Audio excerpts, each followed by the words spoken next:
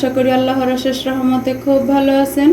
আমিও আলহামদুলিল্লাহ ভালো আছি। তো আজকে রেসিপি ইউরোপিয়ান চালের গুঁড়ায় মাংস ভুনা। এর জন্য আমি চিকেন নিয়ে নিচ্ছি এখানে 500 গ্রাম। এই যে মিডিয়াম সাইজ কাট করে ধুয়ে পরিষ্কার করে রেডি করে রাখছি। এখন আমি রান্নাটা শুরু করব। এই রান্নাটা করার জন্য একটা ফ্রাই প্যান বসাই দিছি। এখন দিয়ে দিব আমি 2 চামচ তেল। বিসমিল্লাহির রহমানির রহিম। আর ইউরোপিয়ানরা কিন্তু তেলটা একটু কমই খায়, আমাদের মতো এত তেল ঝাল বেশি একটা খায় না।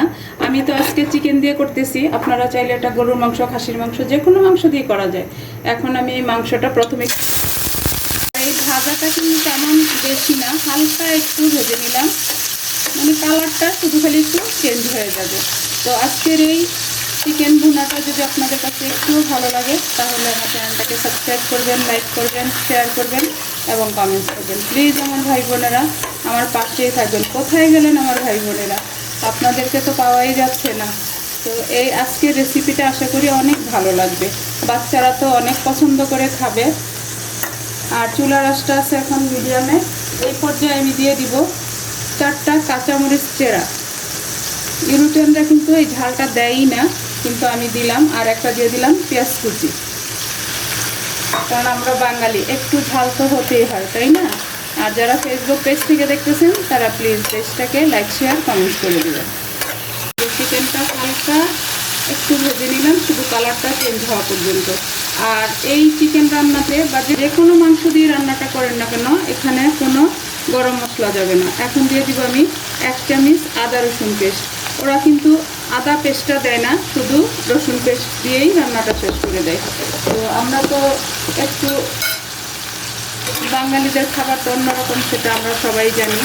আমরা আবার মশলা না হলে খেতে পারবো না, যার কারণে আমি আদা পেস্টটাও দিলাম।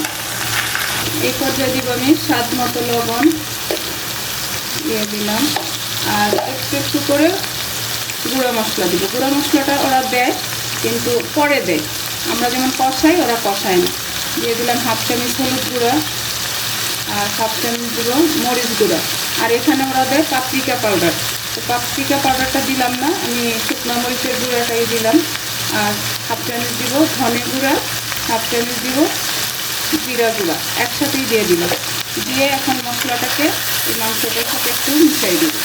এখন মাংস থেকে একটু পানি উঠে আসছে।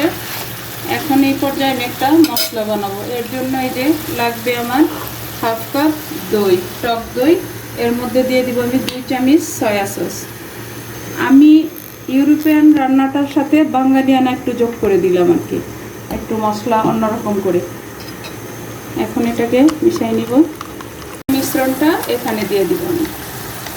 মাংসের সাথে এই সয়া সস আর দইটা ভালোভাবে মিশিয়ে দিব। দেখেন মাশাআল্লাহ, এখনই কিন্তু কালারটা অনেক সুন্দর চলে আসছে।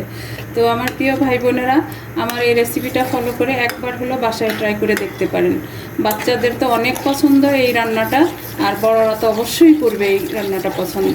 তো প্লিজ বাসায় রান্না করে খেয়ে আমাকে কমেন্টসে জানাবেন।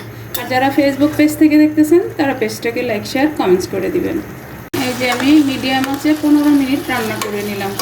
আমার মাংসটা অলমোস্ট সিদ্ধ হয়ে গেছে। এখন এই পর্যায়ে 1 চামচ চিনি দিয়ে দিব, যেহেতু এখানে টক দই দেওয়া আছে এই জন্য চিনিটা দিয়ে দিলাম। এই যে হয়ে গেল আমার ইউরোপিয়ান চালের গুঁড়ায় চিকেন রান্না। তো ভাবতে পারেন চালের গুঁড়া কোথায়, এই যে এখনই চলে আসবে চালের গুঁড়া। এর জন্য এই যে এখানে নিয়ে নিচ্ছি আমি 1/2 কাপ পানি, এর মধ্যে 2 চামচ চালের গুঁড়া দিয়ে দিব। আপনারা চাইলে ময়দাও দিতে পারেন, তো আমি চালের গুঁড়োটা দিলাম। এই যে দিয়ে এখন ভালোভাবে একটু মিশাই নেব। একেবারে সহজ রান্নাটা, কিন্তু খাইতেও টেস্টি আর একেবারে অল্প সময়ের মধ্যে হয়ে যায়।